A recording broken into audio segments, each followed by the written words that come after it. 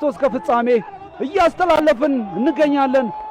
የውድድሩ ኮከብ ቀደም ሲል ስናነሳ እንደነበረው የዚህ ውድድር ክስተት የሆነው ተጫዋች አብዱልሐፊድ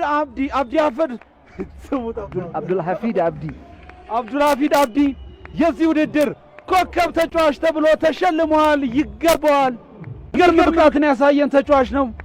የሴካፋ ከ17 ዓመት በታች ቡድን ጨዋታ ኮከብ ተጫዋች አብዱልሐፊድ አብዲ የዚህ ውድድር ኮከብ ተጫዋች ተብሎ ሽልማቱን ዋንጫ ካሸነፈው ቡድን ከሶማሊያ አግኝቷል። ይገባዋል ያለምንም ጥርጥር።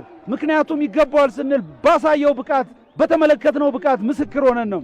ይህ ተጫዋች በተለይ ግብ ከማስቆጠሩ ባሻገር በጣም ሶማሊያን ግብ በሚፈልጉበት ሰዓት በመጀመሪያው የኢትዮጵያ ብሔራዊ ቡድን 1-0 ባሸነፉበት ጨዋታ ላይ በተከታይነት እንደዚሁም ደግሞ የዩጋንዳ ብሔራዊ ቡድን ጋር እንደዚሁም የታንዛኒያ ብሔራዊ ቡድን ጋር ባደረጉት ጨዋታ ድንቅ እንቅስቃሴ ያደረገ ተጫዋች ነው። በአሁኑ ሰዓት የሶማሊያ ታዳጊ ብሔራዊ ቡድን በውድድሩ አሸናፊ መሆናቸውን ተከትሎ የተሰጣቸውን የዋንጫ ሽልማት ስነ ስርዓት በተከታይነት ግብ ጠባቂያቸው አብዱልከሪም ሊቀበል ወደፊት እየገሰገሰ ነው የሚገኘው። በጨዋታው ግን ኮከብ ተጫዋቹ ነው ያጠናቀቀው።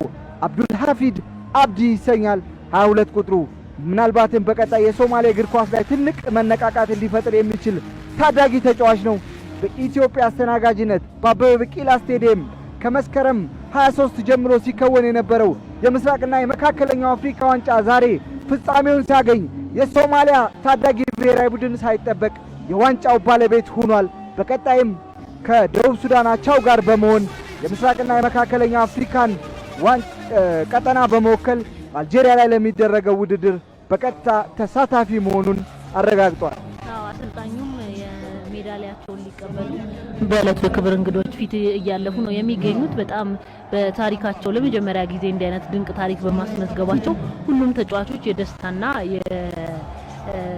የአግራሞት ስሜት እንደተፈጠረባቸው እየተመለከትን ነው። ምናልባት በዚህ ውድድር ላይ የኢትዮጵያ ፕሪሚየር ሊግ ክለቦችም ለክለቦቻቸው ግብዓት የሚሆኑ ተጫዋቾችን መመልከት ይችላሉ ብዬ አስባለሁ። ምክንያቱም ባህር ዳር ላይ በተከናወነ ውድድር ነበር የሴካፋ ውድድር ላይ አሊ ሱሌይማን የኤርትራ ብሔራዊ ቡድን አጥቂ ለባህር ዳር ከተማ የፈረመውና በውድድሩ ከፍተኛ ግብ አስቆጣሪ ነበረ።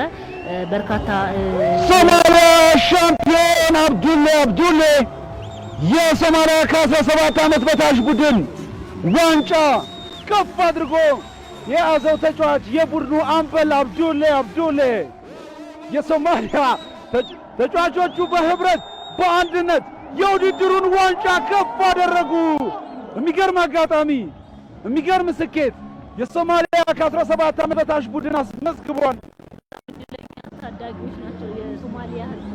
ከዚህ በኋላ ለረጅም ጊዜያት የነሱን ታሪክ እያነሳ እየዘከረ ይኖራል። በታዳጊነታቸው ደግሞ እንደዚህ አይነት ውጤት ማስመዝገባቸው እነዚህ ልጆች ነገ ከፍ ሲሉ ትልቅ ደረጃ ሲደርሱ ምን ያህል በሀገሪቱ እግር ኳስ ላይ ተጽዕኖ መፍጠር ይችላሉ። በፌስቡክ ገጻችን ላይ WMCC ዋልታ ሚዲያ ኤንድ ኮሚኒኬሽን ኮርፖሬት ላይ በነገራችን ላይ በርካታ የሶማሊያ ደጋፊዎች ከሞቃዲሾ የእንኳን ደስ አላችሁ መልእክት እያስተላለፉ ይገኛሉ። የሚገርም ድልን ያስመዘገቡት እግር ኳስ ስፖርት ላይ እንዲህ ያለ ታሪክን አስመዝግበው አያውቁም። ነገር ግን